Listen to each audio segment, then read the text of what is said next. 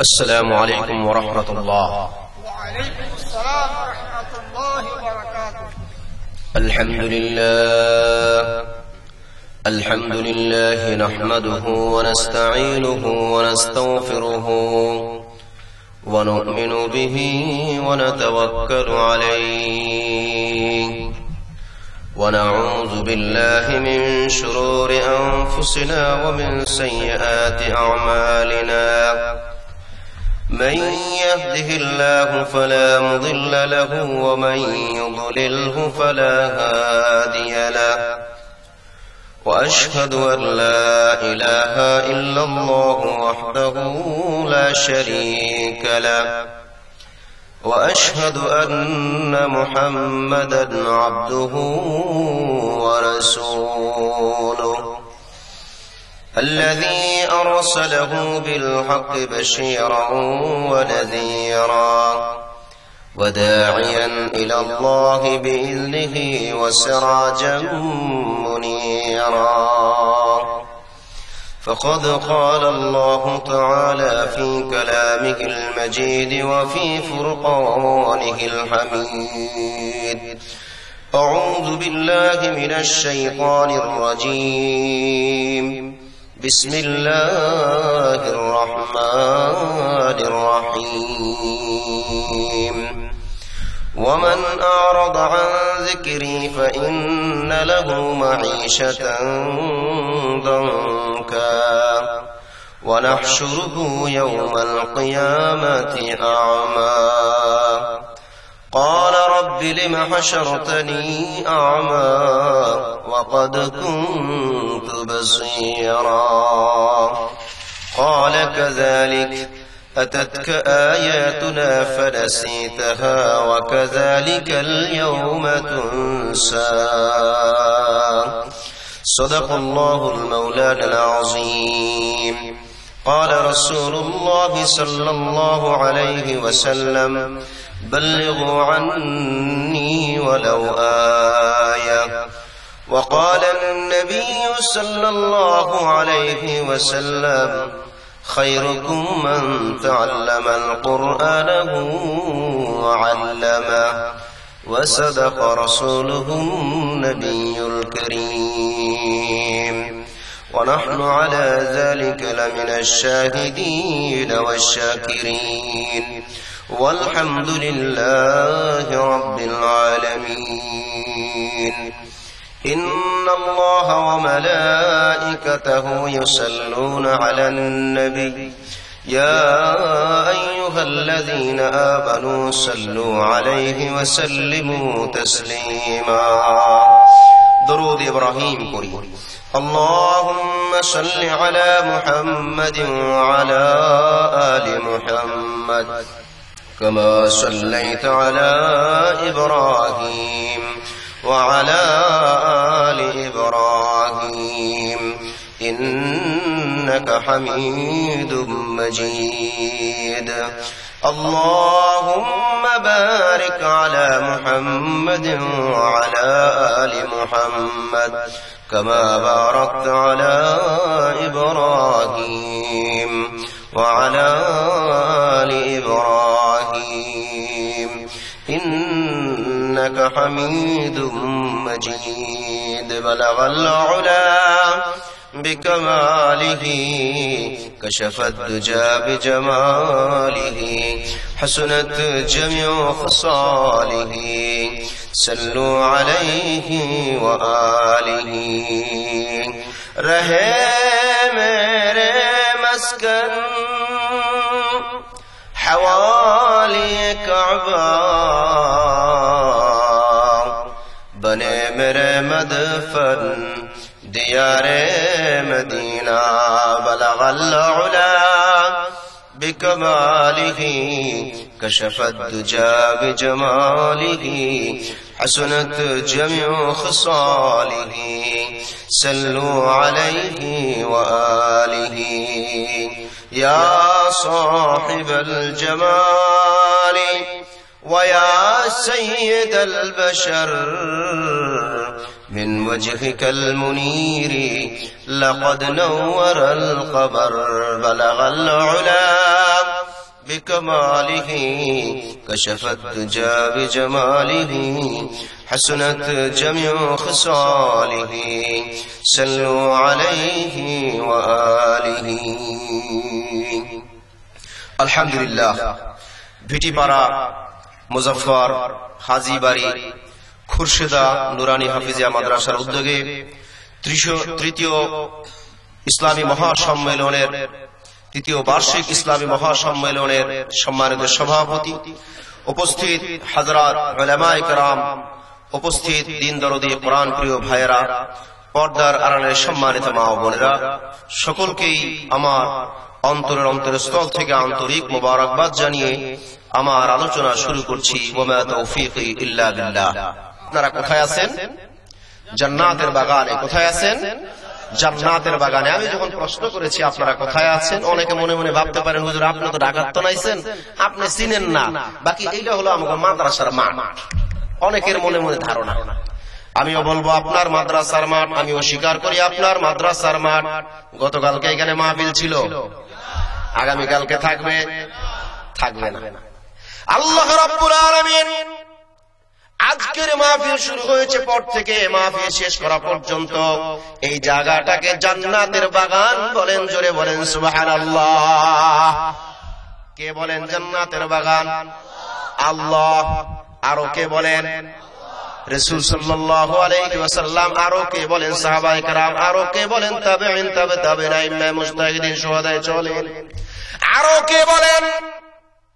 উলামায়ে কেরামরা 1400 বছর পর্যন্ত বলছেন, কিয়ামত পর্যন্ত বলবেন এটা কি? আরো জোরে বলেন কি? জান্নাতের বাগানের মধ্যে আপনি আছেন। আগামী কালকে এই সময় যদি আপনি বসেন, সারা বছর যদি বসে থাকেন, জান্নাতের বাগান পাওয়া যাবে না। মাঠ কিন্তু এইটাই। কি বলেন ঠিক কিনা? গতকালকেও ছিল না, আগামী কালকেও থাকবে না। ও বন্ধু, হাটের সময় যদি হাট না করা যায়, হাটের সময় যদি কেনাকাটা না করা যায়, অন্য সময় অনেক পয়সা নিয়ে ঘুরলেও হাটের মালামাল আপনি ওই সময় কিন্তু আর পাবেন না। কি বলেন ঠিক কিনা? এই মুহূর্তে এখানে কারা আছে? রহমতের ফেরেশতা কারা আছে? জোরে কোন। আমার সাথে কথা বলতে হবে, নাহলে কিন্তু তাবারক পাওয়া যাবে না। কারণ কি জানেন? আমার তাজ্জার কোনো মাহফিল নাই। তাহলে রাত বাজে এখন কয়টা? 12:15, 11:39। আমার মাইক দেওয়ার কথা রাত 9টায় বাইজে গেছে, 11টা, 11:30 দিছে মাইক, বুঝেন নাই? তাহলে আমার যেহেতু আর মাহফিল নাই, ফজরের আজান বলতে আমি চালাইতে পারতাম। আচ্ছা, এশার নামাজ তো সবাই পুরিয়ে লইছি নাকি? গন থাকবেন নি? মনে মনে কয় হুজুর আপনার কয় নাম্বারে চালাক, আমি পিছন আস্তে করে উঠে বাঘ মুখে আমার দেখবই না।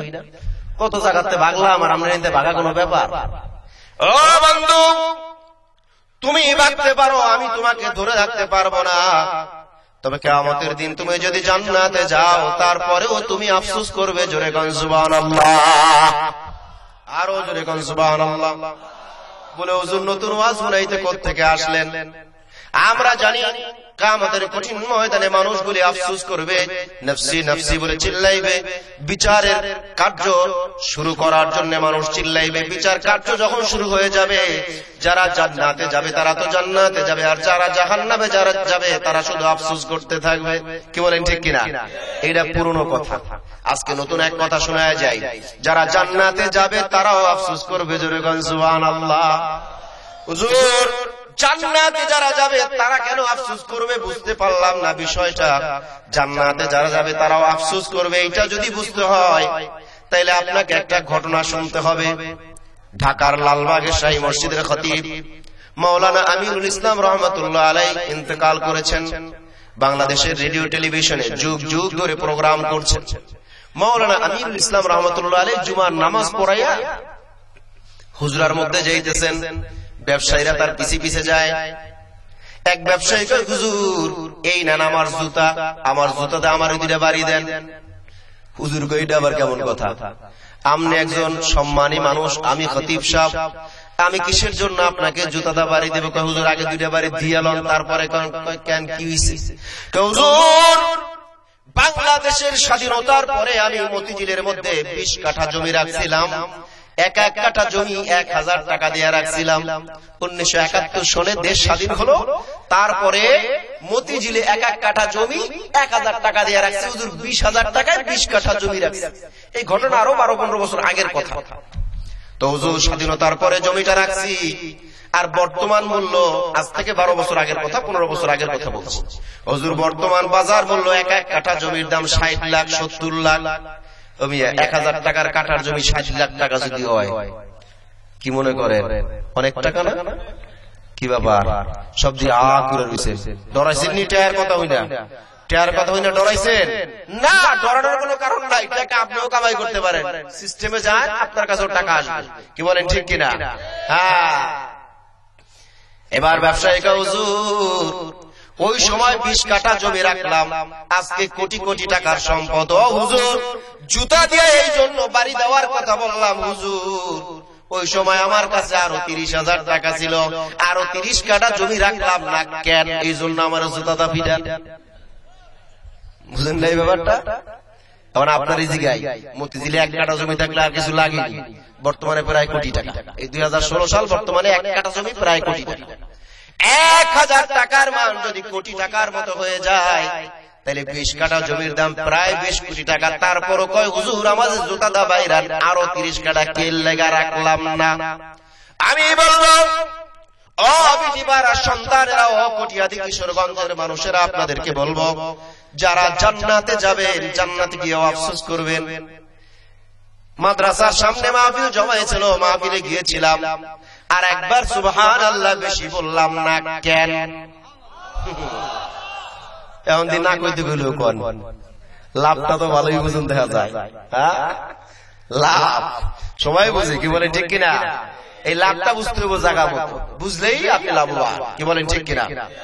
আল্লাহর জান্নাতে যাওয়ার জন্য হাফেজ হওয়া শর্ত আসেনি? জবাব ঠিক মতো দিতে পারেন নাই। খালি হাফেজরাই জান্নাতে যাবে, আর কেউ জান্নাতে যাবে না? যাবে। তাহলে আল্লাহর জান্নাতে যাওয়ার জন্য হাফেজ হওয়া জরুরি না, মাওলানা হওয়া জরুরি না, মুফাসসির হওয়া জরুরি না, মুফতি হওয়া জরুরি না? হইতে পারলে ভালো, না হইতে পারলে কোনো সমস্যা নাই। হাফেজ কারি মাওলানা মুফতি মুফাসসিররাও যেমন জান্নাতে যাবে, আপনার মতো সাধারণ মানুষরাও জান্নাতে যাবে। জোর আওয়াজে বলেন আলহামদুলিল্লাহ। আল্লাহ যদি বলে দিত শুধু উলামায়ে কেরামরা জান্নাতে যাবে, শুধু হাফেজরা জান্নাতে যাবে, আর কেউ জান্নাতে যেতে পারবে না, আপনার অবস্থা কি হইতো একটাবার ভাইবা দেখেন। আল্লাহর সাথে সম্পর্ক লাগানোর জন্য কোন মাধ্যম জরুরি না। মাধ্যম হইলে ভালো হক্কানি উলামায়ে কেরাম, মাধ্যম হইলে ভালো হক্কানি আলেম পীর সাহেব বুজুর্গ আলেদিন, মাধ্যম হইলে ভালো, না হইলেও চলে। আল্লাহর বান্দা আল্লাহকে যদি ডাকে, সরাসরি আল্লাহ ডাকে সাড়া দেয়। জোরে কোন আলহামদুলিল্লাহ। আপনাদের দেশের মধ্যে ধান পাট লাগায়নি, জোরে বলেন, কৃষি কাজ করেনি, এই কৃষকরা রাতের বেলায় অনেক সময় ঘুমের থেকে উঠেনি, ওইটা ধানের পাল্লা দেখে, নাড়ার পাল্লা দেখে, পাটের পাল্লা দেখে, দেখে একটু প্রস্রাব প্রস্রাব করে বাড়িতে ঘুরাঘুরি করে আবার এসে ঘুমায়, হয়নি। ওই সময় ঘুমের আলসার মধ্যে একটা হাই তুলি আর কয় আল্লাহ, হয়নি? হাতটা এরকম একটা আলসা দেয়, হাই তুলে আর কয় আল্লাহ। জিকির করছেনি, ওযু করছেনি, মসজিদে গেছেনি, জায়নামাজ বিছাইছেনি, জিকির যেটাকে বলে আমাদের দেশে ওইরকম সিস্টেমে জিকির করছেনি, খালি এমনি কইছে। কি বলেন ঠিক কিনা? তাফসীর প্রমাণ করে কিয়ামতের কঠিন ময়দানে অনেক আব্দুল্লাহ, আব্দুর রহিম, আব্দুল করিম আল্লাহর কাছে বলবে আল্লাহ হিসাব তো চলতেছে আমার, এই সওয়াবগুলি কার আমি তো জানি না। আল্লাহ হাসবেন আর বলবেন ও আব্দুল্লাহ, আব্দুর রহিম, আব্দুল করিম, এই হিসাব তোমার, এই সওয়াব তোমার, এই সওয়াবের পাল্লা তোমার। জোরে কোন আলহামদুলিল্লাহ। আল্লাহর জিজ্ঞেস করবে আল্লাহ আপনি কি আমার সাথে ঠাট্টা করেন? আমি তো এই কাজগুলি করছি বলে মনে পড়ে না। আল্লাহ বলবে ও আমার বান্দা, গভীর রজনীতে উঠে আমাকে অনিচ্ছায় ডেকেছিলা, ওযুও করো নাই, যায় নামাজেও বসো নাই, মসজিদেও যাও নাই, জিকিরের জন্য বলো নাই, শুধু অনিচ্ছায় আমার নামটা বের হয়েছিল আল্লাহ। ওই নামটা আমার কাছে এত ভালো লেগেছে, আমি আল্লাহ তাসবিহাতের মধ্যে লিখে দিয়েছি, আর এইটা হলো সেই তাসবির সওয়াব। জোরে কোন সুবহানাল্লাহ। সুবহানাল্লাহ, আলহামদুলিল্লাহ বলতে কষ্ট হয়নি? জোরে কোন কষ্ট হয়নি? যত জোরে তাসবিহাত বলবেন তত আপনার নামে সওয়াব হবে। জোরে বলেন আলহামদুলিল্লাহ। এই জান্নাতের বাগানে আসার সময় ফেরেশতারা আল্লাহকে বলেছে, ও আল্লাহ, আব্দুর রহিম আব্দুল করিম জান্নাতের বাগানের মধ্যে আসছে, গুনার গাঁঠুরি মাথায় কি করব? আল্লাহ বলবেন, জান্নাতের বাগানের সম্মানে আমার বান্দার গুনার গাঁঠুরি বাইরে রাখিয়া আমার বান্দাকে জান্নাতের মধ্যে ঢোকার ব্যবস্থা করে দাও। এটা হয়েছে আপনি মাহফিলে ঢোকার সময়। কন্যা আলহামদুলিল্লাহ। মাহফিল যারা শেষ পর্যন্ত শুনবে, মাহফিল যারা আল্লাহর রাজি খুশির জন্য শুনবে, যারা আখিরি মোনাজাত দিয়ে ঘরের দিকে যাবে, ওই বান্দা আবার যখন যাবে ফেরেশতা বলবে, আল্লাহ তোমার বান্দার গুনার গাঁঠুরি এখন কি করব? আল্লাহ বলবে, ও আমার ফেরেশতারা, আমার বান্দার গুনাহগুলিকে আমি আল্লাহ মাফ করে দিয়েছি, তোমরা গুনার গাঁঠুরিগুলি পুরাইয়া আমার বান্দাকে বেগুনাহ হিসেবে ঘরে যাইতে দাও। জোরে কোন আলহামদুলিল্লাহ। লাভ না লস? জোরে কোন লাভ না লস? অল্প না বেশি? তাহলে একটু সময় দিতে পারবো তো ইনশাআল্লাহ? আমিও খুব বেশি সময় নিব না, কারণ ঢাকা থেকে আসছি, এলাকাটা মোটামুটি দূরই আছে, একবারে খুব কাছে না। ঢাকা থেকে কটিয়াদি কিশোরগঞ্জ খুব কাছে না, মোটামুটি দূর আছে, আবার যেতে হবে। তারপর প্রোগ্রাম তো আমাদের থাকেই, আবার জুমার নামাজও আছে, বিভিন্ন ব্যস্ততা আছে। অতএব আমিও বেশি বিরক্ত আপনাদেরকে করব না, তবে যতটুকু সময় আলোচনা করব আমার চেহারার দিকে তাকায় থাকবেন, কথাগুলি বুঝার চেষ্টা করবেন, কারণ আমি কোন গতানুগতিক আলোচনা করতে চাই না, এবং আমি লাইলি মজদুর কোন কিচ্ছা শোনাবো না। আমি কোরআন হাদিস থেকে দু চারটি কথা বলবো, আমলের নিয়তে বলবো। আমরা সবাই আমলের নিয়তে শুনবো। রাজি আছি ইনশাআল্লাহ? আল্লাহ সে তৌফিক দান করুক, আমরা সবাই বলি আমিন। বর্তমান জামানায় আমাদের যুবকেরা অনেক অ্যাডভান্স, কি বলেন ঠিক কিনা? এই এলাকার যুবকেরা না, অনেক এলাকার যুবকেরা, তবে এই এলাকার যুবকেরাও অ্যাডভান্স। গত পরশুদিন আমার সাথে কথা হয়েছিল, তার আগেও কয়েকবার কথা হয়েছে, তো জানছি এলাকার যুবকেরা মাদ্রাসার জন্য, মাহফিলের জন্য খুব বেশি পরিশ্রম করছে। কন্যা আলহামদুলিল্লাহ। আরো জোরে কন আলহামদুলিল্লাহ। তা আমি ভাবলাম এই এলাকার যুবক অন্তত মশা মারতে গিয়ে বিয়ে ভাঙবো না, কি বলেন ঠিক কিনা? একটা বিয়ের থেকে কয়টি আর কেউ বুঝেই না। এক যুবকের বিয়ে ঠিক হয়ে গেছে। কি হয়েছে? জোরে কন, কি হয়েছে? বিয়া ঠিক হয়ে গেছে। বিয়া ঠিক হওয়ার পরে, বিয়া মানে বিবাহ, বুঝেন তো? এলাকায় বিয়ারে কি কয়? বিয়েই কয়নি না, বিবাহ কয়। আর একজন শুদ্ধ কয় বিবাহ। আঞ্চলিক ভাষা আমরা বুঝি না, সারা বাংলাদেশ দৌড়াই, মাঝে মাঝে ইন্ডিয়াও যাই, অন্য অন্য রাষ্ট্রেও যাই, তা আমরা বুঝি কোন জায়গায় কি কয়। বিবাহ শুদ্ধ ভাষা, বিয়া হলো প্রচলিত ভাষা, কি বলে ঠিক কিনা? বিয়া ঠিক হয়েছে পরে, যেই দিন বিয়া ওই দিন বিকেল বেলায় বাজারে তা ঘুরে আর নিচমুচাই আড়ে দোষ বন্ধু কয়েকটা জিজ্ঞাসা করে, তোর না আজকে বিয়া? তো তুই বাজারে তখন ঘুরো কেন? কি ব্যাপার, কি হয়েছে? বিয়া নাই কেন? কার দোস্ত কইও না, বিয়াটা ভেঙে গেছে। কেন, কি হয়েছে? বিয়া আবার ভাঙে কেমনে? বিয়ার মজলিসে বইসা শ্বশুরের গালে একটা মশা বসছিল, মশাটা মারছিলাম, এটার লেগে বিয়া ভেঙে গেছে। শ্বশুরের গালে মশা বসলে সবসময় মারা যায়? মশা মারা তো ভালো কাম, কিন্তু শ্বশুরের গালে একটা না, অন্তত বিয়ের মজলিসে না, তাহলে বিয়ে ভেঙে যায়, কি বলেন ঠিক কিনা? কয়টা নাম্বার 1 বেয়াদব। আসলে তো মারছে মশা, কিন্তু হয়ে গেছে বেয়াদব। কেন? স্থান কাল পাত্র ঠিক রাখে না, কি বলেন ঠিক কিনা? আমার দেশের যুবকেরা আজকাল মোবাইল নিয়ে রাস্তার মোড়ে মোড়ে, কলা গাছের জারের মধ্যে, বাঁশ ঝাড়ের মধ্যে বিভিন্ন জায়গায় সময় কাটায়। মোবাইলের এমবি যায়, মোবাইল যায়, বিভিন্ন রকমের সময় অপচয় হয়, টাকা পয়সা অপচয় হয়। এই যুবকদেরকে বলবো, এমন ভুল করো না, এমন ভুল পথে পা বাড়ায় না যাতে তোমাকেও জাহান্নামে যেতে হয়, তোমার মা বাবাকেও জাহান্নামে যেতে হয়। এমন ভুল করো না। এমন ভুল করলে আল্লাহর দরবারে তুমি কিন্তু নিস্তার পাবা না, বাঁচতে পারবা না। ও যুবকেরা, আসো দেখো, বিটিপাড়ার জনগণ, এরা বিটিপাড়ার যুবকেরা বড় সুন্দর ইসলামী মজলিস সাজাইছে, বড় সুন্দর ইসলামী মহাসম্মেলন করেছে, অনেক মানুষ যার মধ্যে এসেছে। আমরা আজকে এই যুবকদের জন্য দোয়া করব, আল্লাহ এই যুবকদের সকলকে হেদায়েত দান করুক, সবাই বলি আমিন। বিটিপাড়ার যুবক সহ সারা বাংলাদেশ সহ সারা বিশ্বের সমস্ত যুবকদেরকে আল্লাহ হেদায়েত নসিব করুক, আমরা সবাই বলি আমিন। ও দুনিয়ার মানুষ, আজকে অমুসলিমদের শুধু দোষ দিলে হবে না, আমাদেরও অনেক দোষ আছে, কি বলেন ঠিক কিনা? যে কারণে আমরা সিংহের জাতি হওয়ার পরেও আমরা বিড়ালের মতো আজকে মার খাচ্ছি, অপমান অপদস্থ হচ্ছি, আমরা বিভিন্ন জায়গায় লাঞ্ছিত হচ্ছি, বঞ্চিত হচ্ছি। কারণ কি? কারণ আমাদের আমলের মধ্যে ঘাটতি চলে আসছে, আমাদের কাজের মধ্যে কমতি আছে, আমাদের আমলের মধ্যে সমস্যা আছে, বিদায় এই অবস্থা। কি বলেন, ঠিক কিনা? অনেকে হয়তো আমার উপর অসন্তুষ্ট হতে পারেন, কিন্তু কোরআনের আয়াত আমাকে ওটাই বলে দেয়। আল্লাহ রাব্বুল আলামিন বলেন, যাহারাল ফাসাদু ফিল বাররি ওয়াল বাহরি বিমা কাসাবাত আইদিন নাস। ও দুনিয়ার মানুষ, তোমরা শোনো, জলস্থলের মধ্যে যত বিপর্যয় দেখো, জলস্থলের মধ্যে যত সমস্যা দেখো, জলস্থলের মধ্যে যত আযাব আর গজব দেখো, সব কিছু তোমাদের হাতের কামাই। জোরে কন নাউযুবিল্লাহ। কে বলেছেন? জোরে কন, কে বলেছেন? আল্লাহ। আল্লাহর নামটা খুব ভালো করে উচ্চারণ করবেন, অন্তরটায় প্রশান্তি আসবে, দিলটা বড় হয়ে যাবে, আল্লাহ আপনার আমলের মধ্যে বারাকাত দিয়ে দিবেন, আল্লাহর নাম বড় সুন্দর করে নেবেন। সবাই রাজি আছেন তো ইনশাআল্লাহ? আল্লাহ তৌফিক দান করুক, আমরা সবাই বলি আমিন।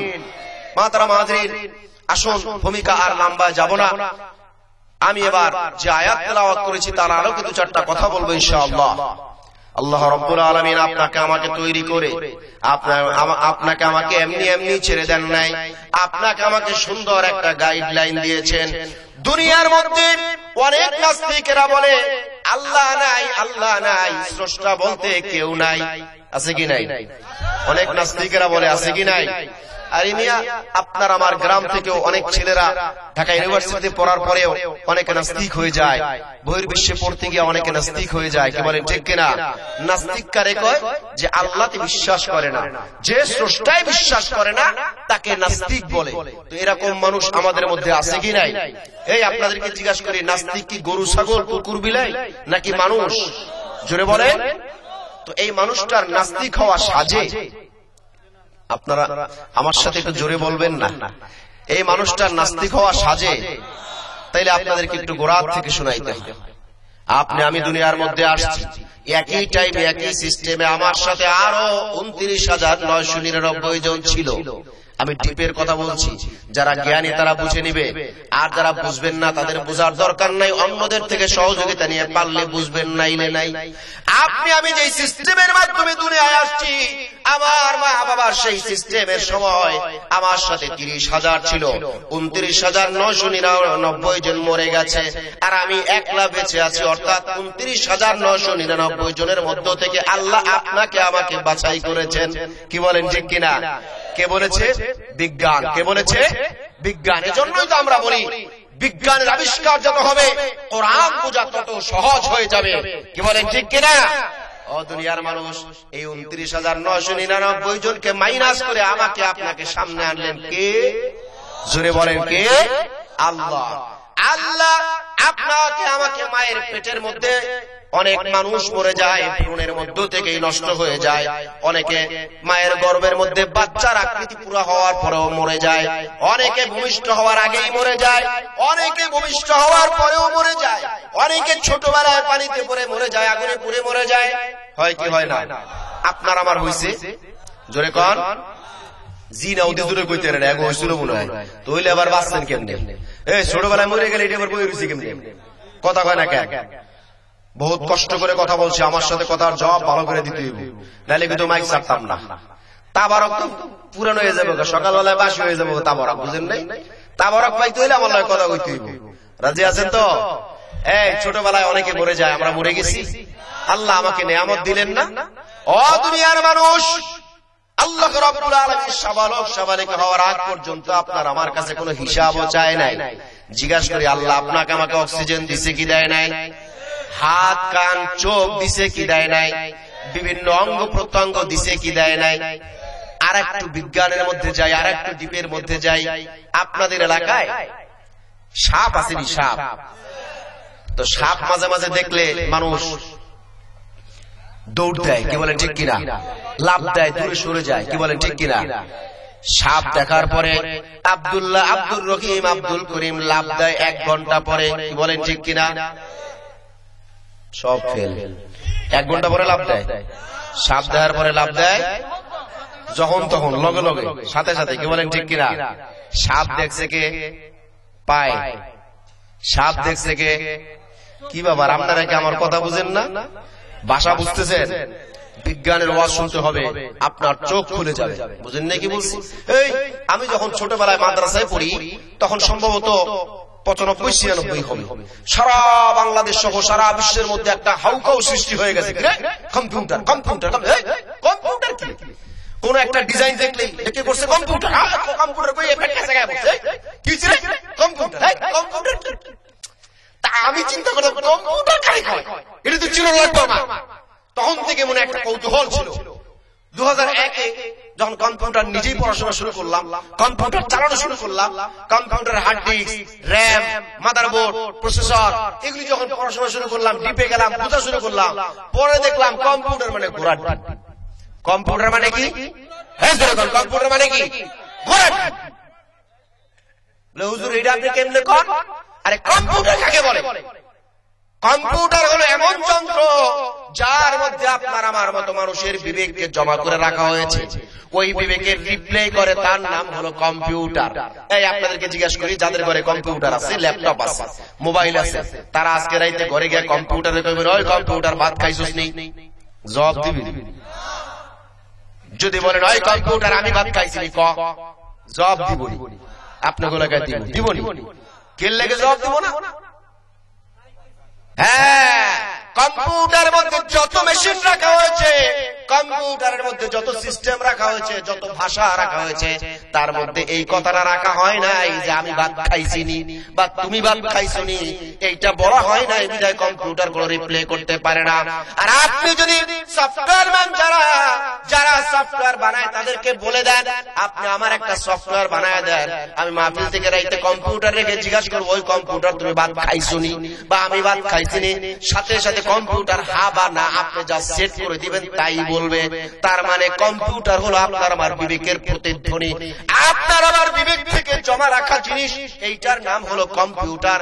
এই জন্য কম্পিউটার শোনার পরে সাথে সাথে এটা করছে কে? কম্পিউটার। আপনি মানুষ, আপনি আশরাফুল মাখলুকাত, আপনি তো কম্পিউটার শোনার পরে জিহ্বা শুকায় পড়ার কথা নয়। কি বলেন ঠিক কিনা? কম্পিউটার কাকে বলে? কম্পিউটার ওই যন্ত্র যার মধ্যে আপনার আমার বিবেকের কিছু জিনিস জমা রাখা হয়েছে, বিদায় সেটা রিপ্লে করে, এটার নাম কম্পিউটার। এজন্য আমি আমার ভাইদেরকে বলবো, ঘাবড়াবার কোনো কারণ নাই। আসুন আমরা একটু বোঝার চেষ্টা করি কম্পিউটার কাকে বলে, আমরা একটু বোঝার চেষ্টা করি রব কাকে বলে, আমরা একটু বোঝার চেষ্টা করি স্রষ্টা কাকে বলে, আল্লাহ কি বলেছেন, কেন বলেছেন, এগুলি বোঝার চেষ্টা করি। তাহলেই আমাদের আমল ডেভেলপ হবে, আমাদের মান আল্লাহর দরবারে উঁচু হবে। কি বলেন ঠিক কিনা? এখন আপনাদেরকে জিজ্ঞাসা করি, আপনাদের এলাকায় সাপ দেখলে লাভ দেয় 1 ঘন্টা পর, সাথে সাথে, এবার বুঝছেন মোটামুটি? এতক্ষণে আপনাকে বুঝ হয়েছে এই বক্তা হলো আউলা জুলা বক্তা, এটা লাগে কথা না কইলে পারা যাবে না, কথা কম লাগবে, এটা বুঝছেন তো? একটু কষ্ট করে কথা কইেন, আপনার সওয়াব হবে। কি হবে? আমার আল্লাহ খুশি হয়ে যাবে। কে খুশি হবেন? জোরে বলেন, কে খুশি হবেন? আল্লাহ। আপনাদের এলাকায় সাপ দেখার পরে লাভ দেয়, সাথে সাথে সাপ দেখছে পায়, আপনার এলাকায় সাপ দেখে কিতে? চোখে। মাশাআল্লাহ, এইভাবে আমার সাথে জবাব দিতে হইব, তাহলে ওয়াজ বোঝা সহজ হবে। সাপ দেখছে চোখে, লাভ দিছে ও চোখে। লাভ দিছে কে? ও বন্ধু আমার, রাত গভীর হয়ে গিয়েছে, সময় বেশি নেব না, এই জন্য বিস্তারিত তাফসীরের মধ্যে যেতে পারছি না, সংক্ষেপে বলবো, বোঝার চেষ্টা করবেন। সাপ দেখলো চোখে, চোখে দেখার পর সাথে সাথে বিবেককে ইনফরমেশন করলো, বিবেক তোমার সামনে সাপ আছে। বিবেক চিন্তা করলো, এই সাপ দংশন করলে, এই সাপ কামড় দিলে আমি মরে যেতে পারি, আমি ক্ষতিগ্রস্ত হতে পারি। সাথে সাথে বিবেক চিন্তা করলো, চিন্তা করার পর আবার সিদ্ধান্ত নিল, আমার এখান থেকে ভাগতে হবে, আমার এখান থেকে চলে যেতে হবে, আমার এখান থেকে সরে যেতে হবে। কি বলেন ঠিক কিনা? বিবেক চিন্তা করার পরে ডিসিশন নিল, সিদ্ধান্ত নিল। সিদ্ধান্ত নেওয়ার পরে বিবেক পাওকে ইনফরমেশন করলো, পাও তাড়াতাড়ি অ্যাক্টিভ হয়ে যাও, তাড়াতাড়ি লাভ দাও, এখান থেকে সরে যেতে হবে। সময় লেগেছে 10 মিনিট। কয় মিনিট? 1 মিনিটও না, অনেক ক্ষেত্রে 1 সেকেন্ডও না। কি বলেন ঠিক কিনা? নেয়ামতগুলি দিল কে? চিন্তা করছেন একবার? চোখের মতো নিয়ামত আপনার না থাকলে আপনি অনেক কিছু পেতে পারতেন না, অনেক কিছু ভোগ করতে পারতেন না। বিবেকের মতো নিয়ামত না থাকলে আপনি তো সুস্থ মানুষই না। পায়ের মতো নিয়ামত না থাকলে আপনি চাইলেও অনেক জায়গায় যেতে পারতেন না। এই সব নিয়ামতগুলি দিলেন কে? আল্লাহ। অতএব কৃতজ্ঞতা করতে হবে কার? আল্লাহ। সে আল্লাহ বলেন, ওয়ামা খালাকতুল জিন্না ওয়াল ইনসা ইল্লা লিয়াবুদুন। ও দুনিয়ার মানুষ, তোমরা শোনো এবং বোঝো, আমি আল্লাহ রাব্বুল আলামিন দুনিয়ার মধ্যে মানুষ আর জিনকে তৈরি করেছি শুধুমাত্র আমার ইবাদতের জন্য। জোরে কোন আলহামদুলিল্লাহ। কার জন্য? আল্লাহর ইবাদতের জন্য। এই জিনিসটা আপনাকে বুঝতে হবে। এখন আপনাকে জিজ্ঞাসা করি, কোন নাস্তিক যদি বলে আল্লাহ নাই, নাস্তিক যদি বলে স্রষ্টা নাই, নাস্তিক যদি বলে এই সৃষ্টির রহস্যের মধ্যে স্রষ্টা বলতে কেউ নাই, সব এমনি এমনি হইছে, বিশ্বাস করবেন নি? আরো জোরে বলেন, বিশ্বাস করবেন নি? নাস্তিকরে মারার দরকার নাই, সাইজ করার দরকার নাই, তার হালাতে ছাইড়া দিবেন। তবে তার পচা গান্দা, তার খারাপ অবস্থার বিবেকের কোন বুদ্ধি, কোন সিচুয়েশন, কোন সিদ্ধান্ত আমরা নিতে রাজি না। সবাই রাজি আছেন ইনশাআল্লাহ? কারা কারা রাজি? হাত তুলে দেখান। আল্লাহ কবুল করুক। আমরা সবাই বলি আমিন। আরে নারায়ে তাকবীর কি কইবেন? আপনারা তো লড়েন না। নারায়ে তাকবীর কোন ঢাকা, নারায়ে তাকবীর যায় না আমার সিদ্ধিরগঞ্জ, নারায়ে তাকবীর যায় না ওই কেরানীগঞ্জ, হেরে দেখবেন নারায়ে তাকবীর। আমরা কত নারায়ে তাকবীর খালি ভোরের সময়, হ্যাঁ নারায়ে তাকবীর না। ও ভাই, তো ভাই, বাপেরও ভাই, চাচারও ভাই, সবার ভাই, সবাই ভাই। কয় তো প্র্যাকটিস আছে, বুঝেন না? হ্যাঁ, একটু মজা করলাম, ঠিক আছে, আলহামদুলিল্লাহ। বাকি আমাদের অ্যাক্টিভ হতে হবে ইবাদতের জন্য। সবাই রাজি আছেন ইনশাআল্লাহ? তো শুনেন নাস্তিকের অবস্থা। এক নাস্তিক চুল কাটতেছে, নাস্তিক চুল কাটে। এলাকায় কি বলে? নাপিত বলেনি। নাপিতে নাস্তিক, আল্লাহকে বিশ্বাস করে না। ওই নাপিত মানুষ চুল কাটতে আইলে গেলে ধোকা দেয় আর কয় আল্লাহ নাই, আল্লাহ নাই, বিভিন্ন যুক্তি তর্ক দিয়ে বুঝায় আর হুড়ায়। চুল কাটতে গেলে আপনারাও দেখেন অনেক সময় পেপার থাকে, অনেকে পেপার পড়ে, অনেকে গাল গল্প করে, অনেকে রাজনৈতিক কথাবার্তা বলে, অনেকে বিভিন্ন এলাকার কথাবার্তা বলে, হয় কি হয় না? তো ওই নাস্তিক এমন এক বদমাস, সে শুধু বলে আল্লাহ নাই, আল্লাহ নাই, এই কথাটাই মানুষকে বুঝায়। তো একদিন পড়ে গেছে এক মোটামুটি মৌলবীর সামনে, বুদ্ধিমান, বুঝলেন না, মুন্সি মৌলবী আর কি, বড় মাপের কোন আলেম না, সাধারণের মধ্যে একটু ভালো জ্ঞান রাখে, ভালো মুসল্লি মুত্তাকি, আদা মৌলবী, এর কাছে পড়ে গেছে। তা চুল কাটে আর কয় আল্লাহ নাই, আল্লাহ নাই। তো হ্যাঁ সব হুনতেছে, জিদ করে হুনার পরে কোনো কথা বলে না। তো সব শেষ, চুল টুল কাটা শেষ। কারণ চিন্তা করছে আগে যদি কইতাম আমার চুলটা উলে চলে দিল, বুঝলেন ব্যাপারটা?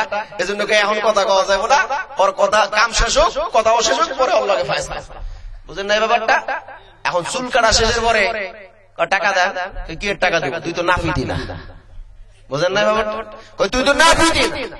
আরে আশ্চর্য কাণ্ড, আমি নাপিত না মানে আমি তো এই মুহূর্তে আপনার চুল কাটলাম, আপনি আমার টাকা না নাপিত না, নাপিত বলে বিশ্বাসই করি। কেন? একটু আগে আমার ওয়াজ করছিলি আল্লাহ নাই, আল্লাহ নাই, আল্লাহ থাকলে ওই যে গরিব মানুষ দেখা করি, ওই মানুষটা ভাতে মরে কেন, ওই মানুষটার এই হয়েছে কেন, ওই মানুষটার হেই হয়েছে কেন, তুই তো এতক্ষণ কইলি আল্লাহ নাই, আল্লাহ নেই, এটা লাগিয়ে গেছে হেই হয়েছে, তাহলে তো কোনো এলাকায় নাপিত নাই।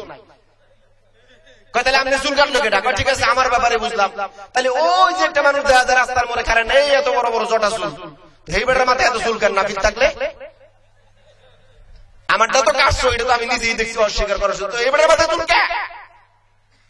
কয় ভাই এই বেটা তো আমার কাছে আয় নাই, তো এই বেটা না আইলে আমি চুল কাটুম কেমনে? এইবার বলে ও বন্ধু শোনো, তুমি নাপিত হয়ে বসেছ, তোমার কাছে যদি চুল কাটতে মানুষের আসতে হয়, মানুষ না আসলে তুমি চুল কাটতে পারো না, অথবা চুল কেটে দাও না, অথবা তার চুল কাটা হয় না, তার উপকার হয় না। তাই যদি হয় তাইলে আল্লাহ রাব্বুল আলামিন সৃষ্টি করে লক্ষ কোটি নিয়ামত দিয়ে তোমাকে আমাকে ভূষিত করলো, সেই আল্লাহর কাছে যদি তুমি না যাও তাহলে আল্লাহ তোমার কথা কিভাবে শুনবে? আল্লাহকে যদি না ডাকো, আল্লাহর দিকে যদি না দৌড়াও, তাইলে কিভাবে আল্লাহ তোমার কথা শুনবে? বন্ধু আমাকে জবাব দাও। নাস্তিক কয় ঈমান গ্রহণ করব কি করব না সিদ্ধান্তের ব্যাপার, কিন্তু আজকে থেকে মানুষকে আর ধোঁকা দিব না। জোরে কোন আলহামদুলিল্লাহ। এভাবে করে দাওয়াতের কাজ আগায় নিতে হইব। রাজি আছেন তো সবাই? হ্যাঁ, এই যে মাহফিলে বসছেন এইটাও কিন্তু দাওয়াতের কাজ। দাওয়াত খালি মনে করবেন না তাবলীগ ওয়ালারা দাওয়াতের কাজ করে, তাবলীগ ওয়ালারা দাওয়াতের কাজ করে, মাদ্রাসার উলামায়ে কেরাম দাওয়াতের কাজ করে, মুসল্লিয়ানে কেরামরা দাওয়াতের কাজ করে, হক্কানি পীর মুরিদরা দাওয়াতের কাজ করে। দাওয়াতও লাগবো, জিহাদও লাগবো, তাজকিয়ায়ে নফসও লাগবো, তালিমও লাগবো। এই চারটা জিনিস যদি না থাকে তাইলে ঈমান কামেল হয় না, আমল পরিপূর্ণ হয় না। আজকের মাহফিল থেকে আল্লাহর কাছে আমরা গভীর রজনীতে ফরিয়াদ করব, আল্লাহ আমাদের সকলকে এই চারটা জিনিস কম বেশ সকলকেই অর্জন করার তৌফিক দান করুক। সবাই বলি আমিন। বন্ধু আমার, আসুন এই 1.5 ঘন্টার ভূমিকার পরে আমি আমার আয়াতের দিকে আগাইতেছি। এখন মনে মনে অনেকেই ভাবছে হুজুর এই 1.5 ঘন্টা যদি আপনার ভূমিকা, তাহলে আপনার ওয়াজে তো খবর আছে, এতক্ষণ যা কইছিলেন ভালোই, এখন বাগার সিদ্ধান্ত ফাইনাল করতেই হবে। কি বলেন? অনেকে এরকম সিদ্ধান্ত মনে মনে নিতেও পারে। তবে আমি আপনাদেরকে আটকায়া রাখবো না, কারণ আটকায়া রাখলে অনেক সময় মুসিবত হয়। কি বলেন, ঠিক কিনা? এটা কেমন? গত কয়েক বছর আগে হজে গেছি, তা আমার সাথে এক মুরব্বী হজে গেছে। হজে মিনায়, মুজদালিফায়, আরাফায় বিরাট বিরাট লাইন, যারা হজে গেছেন তারা জানেন। বাথরুমে 40 জন 50 জনের লাইন। আচ্ছা, বাথরুমে যদি 50 জনের লাইন হয় অবস্থাটা কিরকম হয়? কয়েকবার বাথরুম ঘুরে যায়, বুঝেন কিনা? ঘুরে আবার এইরকম চলতে থাকে। তা আমার এই হাজি হলো একটু ঢাকার মানুষ, তো উর্দু হিন্দি একটু কথা বলতে পারে, একটু শক্ত টাইপের মানুষ, বুড়া মানুষ। তো গিয়া এক পাকিস্তানির লাইন, এটা সামনে গিয়ে খাড়াইছে। তা পাকিস্তানি তো এমনি একটু রকচাড়া মানুষ, বুঝেন না, একটু রাগী মানুষ। হ্যাঁ ভাই সাহব, तुम क्या कर रहे हो? हम लोग लाइन पे, तुम सामने क्यों गया? হ্যাঁ ভাই, এটা কি ব্যাপার হলো? আমরা সবাই লাইনে, তুমি সামনে গেলে, এটা কেমন কথা? হট যাও, পিছিয়ে আ যাও, সরে যাও ভাই, পিছিয়ে যাও। মুরব্বী হুনে আর কিছু কয় না। যখন দেখা যায় হাত দুইটা টাইনে টেনে নেবে ওই ধরনের পালা, মুরব্বী কয়, अगर ज्यादती करोगे तो मैं इधर ही छोड़ दूंगा। যদি বেশি বাড়াবাড়ি করো তাহলে আমি কিন্তু বুঝেন নাই বাবা? পাকিস্তানি যত শক্তই হোক, ভাই এই মিনার পবিত্র জমিন অপবিত্র করার দরকার নাই, আপনি আগে উঠায়েন। তাও আমি এনে সাইরা দিবেন না, সাইরা দিব বুঝছেন তো, মানে বাইরে সাইরা দিব, এই হলো অবস্থা। তা আপনি যদি আটকায় রাখি, এলাকার মানুষ, এলাকার একটা জোর আছে না, হামুকে মহল্লা পে হামুকে সাথে রংবাজি করতা है क्या? একটা কথা আছে না, যে আমকে লাগে আমগুলো তো রংবাজি। ঢাকার তানজিতে কি হয়েছে? আপনি আমাকে আটকায় রাখবেন? বাড়ির ল্যাব শীতে ঠান্ডা হয়ে রয়েছে, এখনো গরম পড়তারি নাই, হুজুর করতে কি করতেছে? মাহতারাম হাজরিন, একটু মজা করলাম, কিন্তু বোঝার চেষ্টা করবেন আল্লাহ আপনাকে আমাকে তৈরি করেছেন তার ইবাদতের জন্য। কিসের জন্য? ইবাদতের জন্য। আমি প্রায় 1 ঘন্টা, 1.5 ঘন্টার একটু বেশি হবে ভূমিকা দিলাম। এখন আর ভূমিকায় আলোচনা করব না, আমি আয়াতের দিকে চলে যাচ্ছি। তবে অল্প সময়ের মধ্যে শেষ করব এই আশ্বাসও দিচ্ছি, কারণ সূরা ইউসুফের তাফসীর আমাদের উস্তাদ মাওলানা আব্দুল হক আব্বাসী রাহমাতুল্লাহি আলাইহি 12 দিন ব্যাপী করছেন। কয়দিন? 12 দিন। তো হুজুর একদিন বলছেন, আপনারা সবাই তখন ডরাইছেন অনেক লম্বা তাফসীর হবে, তবে সূরা ইউসুফের তাফসীর 2 মিনিটে শেষ করা যায়। কেমনে? ইউসুফ আলাইহিস সালাম, ইয়াকুব আলাইহিস সালামের ছেলে। ইউসুফ আলাইহিস সালাম নবী হবে, স্বপ্ন দেখছে, ভাইরা শত্রুতামি করছে, কুয়ায় ফেলাই দিয়েছে, ব্যবসায়ীরা পাইছে, নিয়ে মিশরে বিক্রি করছে। ইউসুফ আলাইহিস সালাম গোলামি করছে, এরপর আবার প্রধানমন্ত্রী হয়ে গেছে। সূরা ইউসুফ শেষ, 2 মিনিটের মধ্যে সূরা ইউসুফের তাফসীর শেষ। তা আমরা যারা লম্বা করতে পারি, আমরা আবার ছোট করতে পারি। কি বলেন, ঠিক কিনা? আমি যে আয়াত তেলাওয়াত করছি, এই আয়াতের তাফসীর কিয়ামত পর্যন্ত করলেও শেষ হবে না। জোরে কোন সুবহানাল্লাহ, আরো জোরে কোন আলহামদুলিল্লাহ। কিয়ামত পর্যন্ত আমি বয়স পাবো। অনেকে কথা কয় না, তাহলে মনে হয় বয়স পাবো। এনে মাহফিলে লাভ হইছে, কিয়ামত পর্যন্ত বয়স নিয়ে গেলাম, বয়স পাবো। আপনারা ভাইবেন।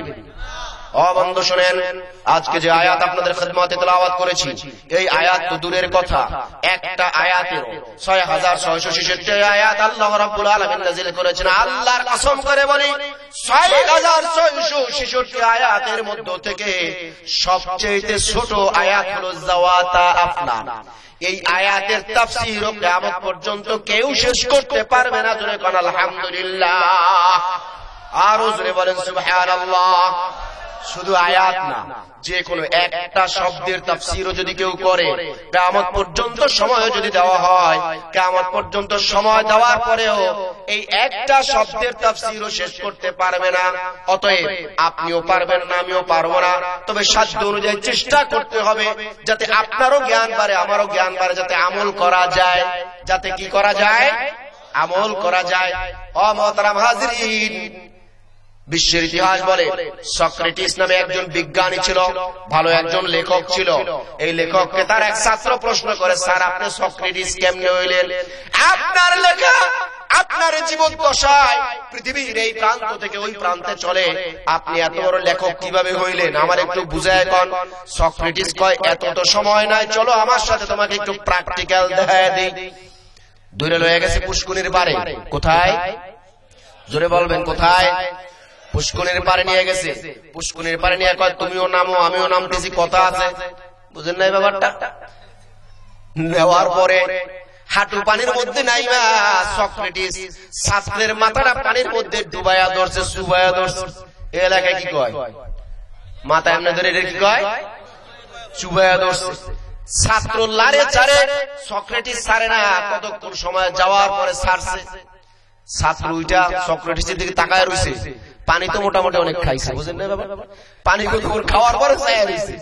ও স্যার, আপনার কাছে আইলাম জ্ঞান শিখতে, আপনি আমার স্যার, আপনার কৃতিত্ব জিজ্ঞাসা করলাম, আপনি কেমনি এত বড় লেখক হইলেন, আর আপনি আইনা আমার পানির মধ্যে চুবাইয়া ধরলেন, বিষয়টা তো বুঝলাম না।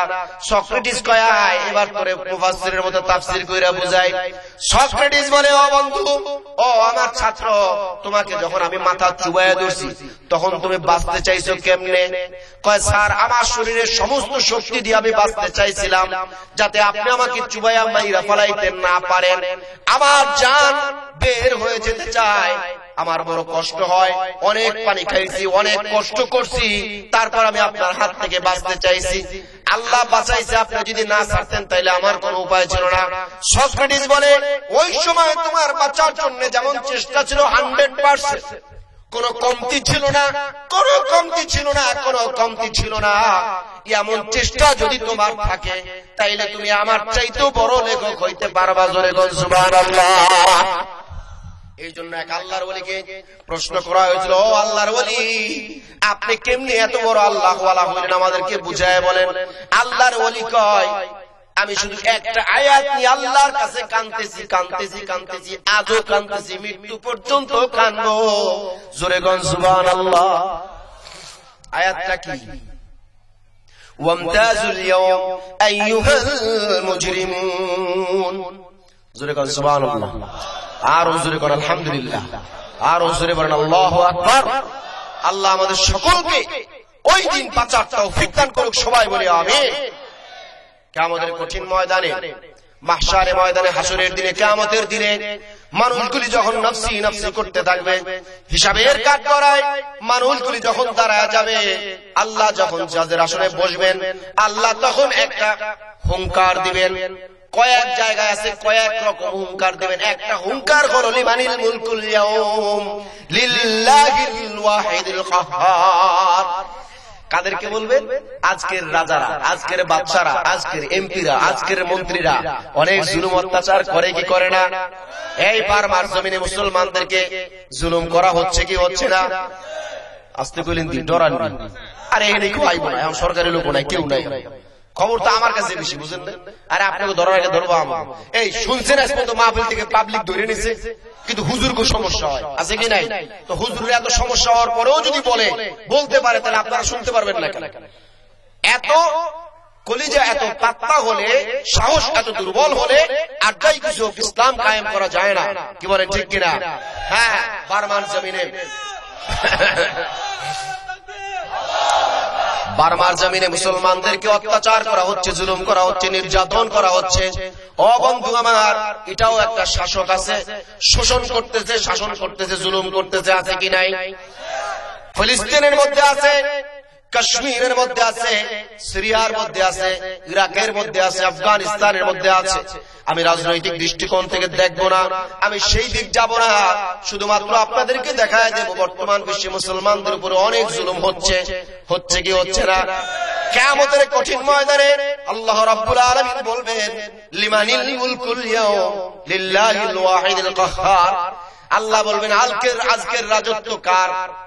আজকে কে আছো রাজত্ব করবা?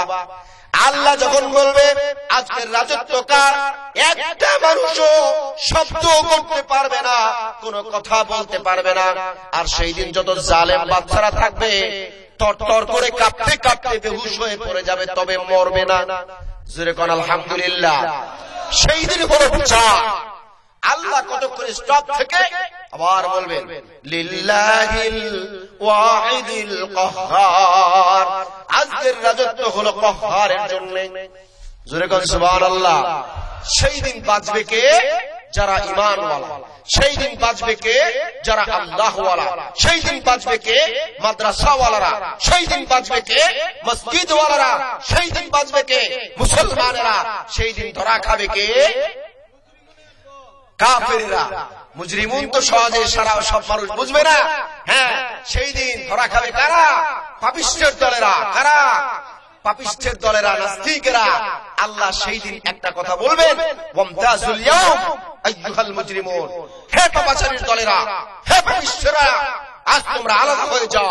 কে বলবেন? জোরে বলেন, কে বলবেন? আল্লাহ। আল্লাহ যখন এই কথাটা বলবেন, পাপাচারীরা আলাদা না হয়ে পারবেনি। জোরে গান পারবেনি। সেই দিন আলাদা হয়ে যেতেই হবে।